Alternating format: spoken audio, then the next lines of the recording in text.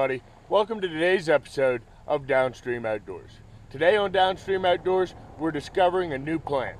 Today on DownStream Outdoors, we're discovering the plant. It's called a touch-me-not. Okay, this is the plant right back here.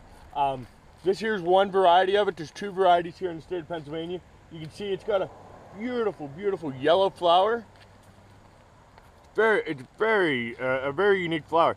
These flowers, they come in yellow and they come in orange. They're both touch-me-nots, are both pretty much the same thing. Another surefire way to identify a touch-me-not is by the seed pod.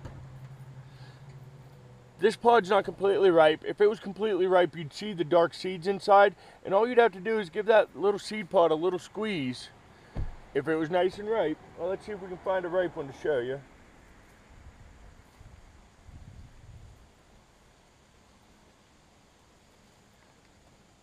Nope, there's no ripe ones yet. But anyway, these seed pods, if they're nice and ripe, they'll actually explode as soon as you touch them and send the seeds flying everywhere. That's where they get the name touch-me-not. They're also known as jewelweed.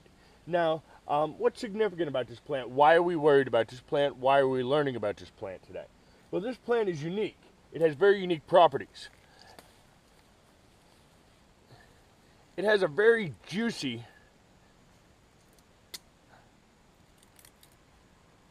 stem and system to it, okay? And this juice is an excellent treatment for poison ivy, poison oak, poison sumac, things of that sort. It's a great way to treat skin rashes and such like that, but it's particularly good for treatment of poison ivy, poison oak. And you could take this and you could use it fresh, just like this, as I often do in the wild.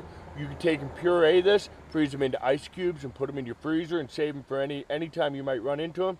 You can even dry this and then later on reconstitute it and use it like a poultice on your skin to help alleviate the problem of poison ivy.